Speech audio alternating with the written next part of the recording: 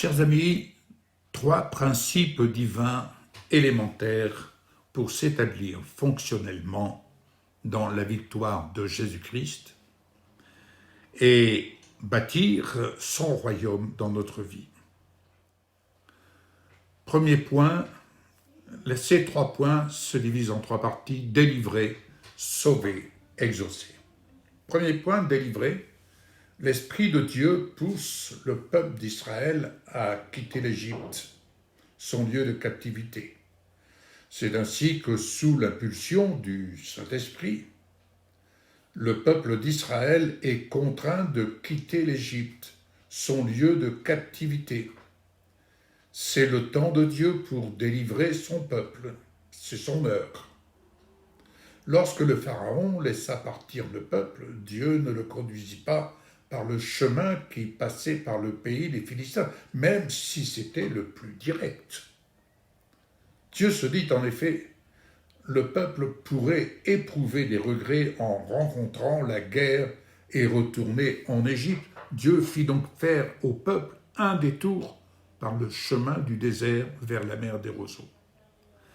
Les Israélites étaient partis d'Égypte en ordre de bataille, et Moïse avait pris avec lui les ossements de Joseph, car ce dernier l'avait fait jurer aux fils d'Israël en disant « Quand Dieu interviendra pour vous, vous ferez remonter mes ossements loin d'ici avec vous. » Ils partirent de Sukkot et campèrent à Étam, à l'extrémité du désert.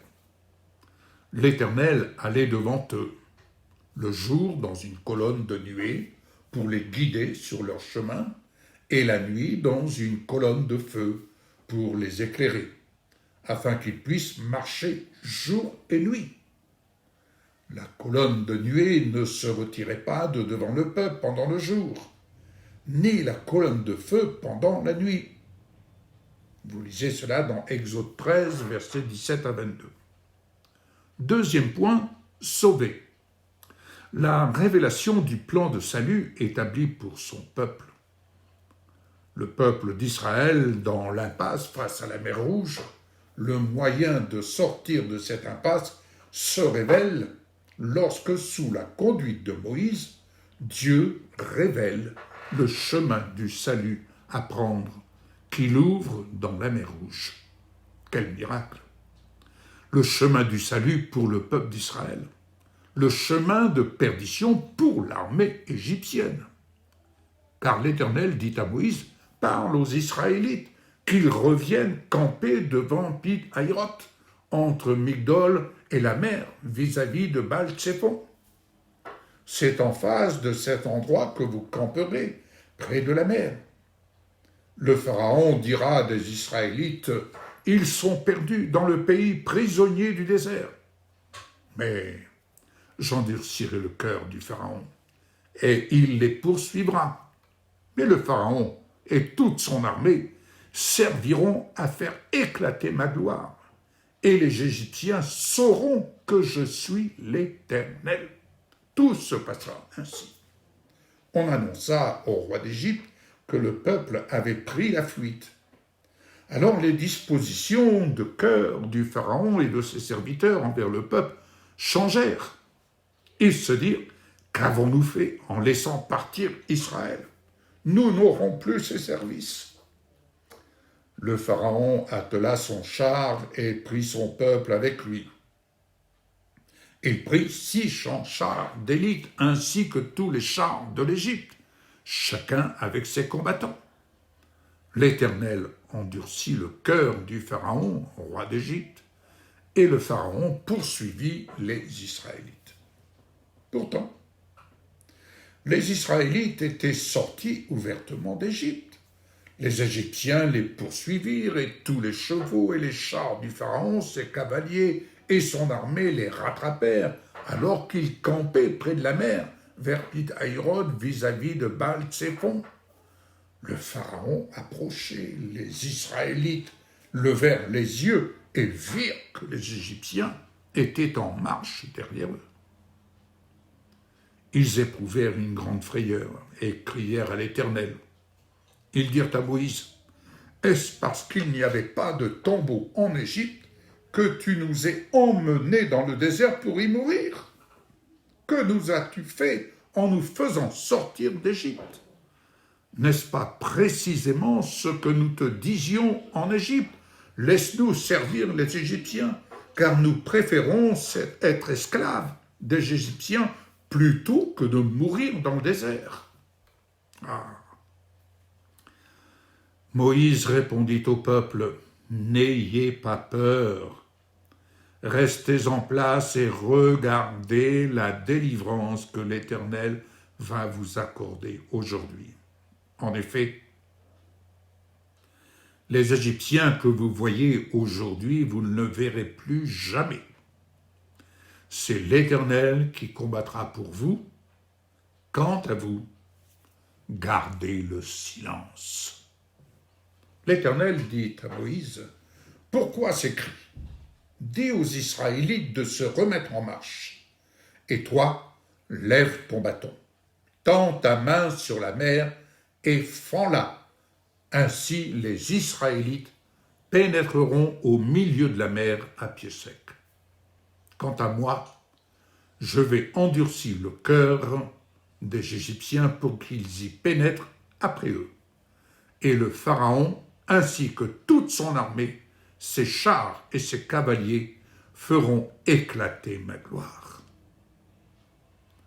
Les Égyptiens sauront que je suis l'Éternel, quand le Pharaon, ses chars et ses cavaliers auront fait éclater ma gloire. » L'ange de Dieu qui marchait devant le camp d'Israël quitta cette position et marcha derrière eux, et la colonne de nuée qui les précédait fit de même. Elle se plaça entre le camp des Égyptiens et le camp d'Israël. Cette nuée était obscure d'un côté et de l'autre, elle éclairait la nuit. De toute la nuit, les deux camps ne s'approchèrent pas l'un de l'autre. Moïse tendit sa main sur la mer et l'Éternel refoula la mer au moyen d'un vent d'est qui souffla avec violence toute la nuit. Il assécha ainsi la mer et l'eau se partagea. Les Israélites pénétrèrent au milieu de la mer à pied sec, et l'eau formait une muraille à leur droite et à leur gauche. Les Égyptiens les poursuivirent. Tous les chevaux du Pharaon avec ses chars et ses cavaliers pénétrèrent après eux au milieu de la mer. Très tôt le matin, l'Éternel regarda le camp des Égyptiens depuis la colonne de feu et de nuée, et il sema le désordre dans le camp des Égyptiens. Il fit dévier les roues de leurs chars et rend ainsi leur conduite difficile. Les Égyptiens dirent alors, « Prenons la fuite devant Israël, car l'Éternel combat pour lui contre nous. » L'Éternel dit à Moïse, « Étends ta main sur la mer, et l'eau reviendra sur les Égyptiens, sur leurs chars et leurs cavaliers. » Moïse tendit sa main sur la mer, et vers le matin, la mer reprit sa place. Les Égyptiens prirent la fuite à son approche, mais l'Éternel les précipita au milieu de la mer. L'eau revint et couvrit les chars, les cavaliers et toute l'armée du Pharaon qui avait pénétré dans la mer après les Israélites. Il n'y eut pas un seul rescapé. Quant aux Israélites, ils marchèrent à pied sec au milieu de la mer, et l'eau formait comme une muraille à leur droite et à leur gauche. Ce jour-là, l'Éternel sauva Israël de la main des Égyptiens. Israël vit les Égyptiens morts sur le rivage de la mer, et il vit la main puissante que l'Éternel avait dirigée contre les Égyptiens.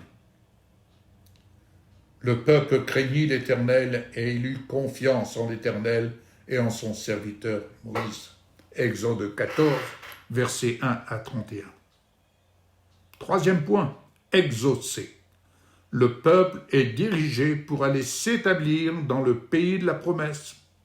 le peuple d'Israël doit apprendre à vivre des promesses de Dieu. Il va bâtir et développer sur le fondement de son héritage, celui d'une vie où rien ne lui manque. L'obéissance vaut mieux que les sacrifices. Après la mort de Moïse, le serviteur de l'Éternel, l'Éternel dit à Josué, « Fils de Nun et assistant de Moïse, mon serviteur Moïse est mort. Maintenant, lève-toi, passe le Jourdain avec tout ce peuple pour entrer dans le pays que je donne aux Israélites. Tout lieu que foulera la plante de votre pied, je vous le donne, comme je l'ai dit à Moïse. Votre territoire ira depuis le désert et le Liban jusqu'au grand fleuve, jusqu'à l'Euphrate, tout le pays des Hittites et jusqu'à la mer Méditerranée vers le soleil couchant. Personne ne pourra te résister tant que tu vivras. Je serai avec toi, comme j'ai été avec Moïse. Je ne te délaisserai pas et je ne t'abandonnerai pas. Fortifie-toi et prends courage, car c'est toi qui mettras ce peuple en possession du pays que j'ai juré à leurs ancêtres de leur donner. Seulement, fortifie-toi et aie bon courage en te conformant fidèlement à toute la loi que Moïse, mon serviteur, t'a prescrite. Ne t'en écarte ni à droite ni à gauche, afin de réussir où que tu ailles, et que ce livre de la loi ne s'éloigne pas de toi. Médite-le jour et nuit, pour agir avec fidélité conformément à tout ce qui est écrit, car c'est alors que tu auras du succès dans tes entreprises. C'est alors que tu réussiras. Ne t'ai-je pas ordonné? Fortifie-toi et prends courage. Ne sois pas effrayé ni épouvanté, car l'Éternel, ton Dieu, est avec toi où que tu ailles. Parcourez le camp. Et voici ce que vous ordonnerez au peuple. Préparez-vous des provisions, car dans 3 jours, vous passerez le Jourdain pour aller conquérir le pays dont l'Éternel, votre Dieu, vous donne la possession. Josué dit aux Rubénites, aux Gadites et à la demi-tribu de Manassé, « Rappelez-vous ce que vous a prescrit Moïse, le serviteur de l'Éternel, quand il a dit « L'Éternel, votre Dieu, vous a accordé du repos et vous a donné ce pays. Vos femmes, vos petits-enfants et vos troupeaux resteront dans le pays que vous a donné Moïse de ce côté-ci du Jourdain. Mais vous tous, les hommes vaillants, vous passerez en ordre de bataille devant vos frères et vous les aiderez jusqu'à ce que l'Éternel ait accordé du repos à vos frères comme à vous, et qu'ils soient aussi en possession du pays que l'Éternel, votre Dieu, leur donne. Alors vous reviendrez prendre possession du pays qui est votre propriété, et que Moïse, le serviteur de l'Éternel, vous a donné de ce côté-ci du Jourdain, à l'est. Et ils répondirent à Josué, « Nous ferons tout ce que tu nous as ordonné, et nous irons partout où tu nous enverras. Nous t'obéirons entièrement, comme nous avons obéi à Moïse. Que l'Éternel, ton Dieu, veuille seulement être avec toi, comme il a été avec Moïse. Tout homme qui sera rebelle à ton ordre, et qui n'obéira pas à tout ce que tu lui ordonneras, sera puni de mort. » Oui. Seulement, fortifie-toi et prends courage. Josué, chapitre 1er, versets 1 à 9 et 11 et 18.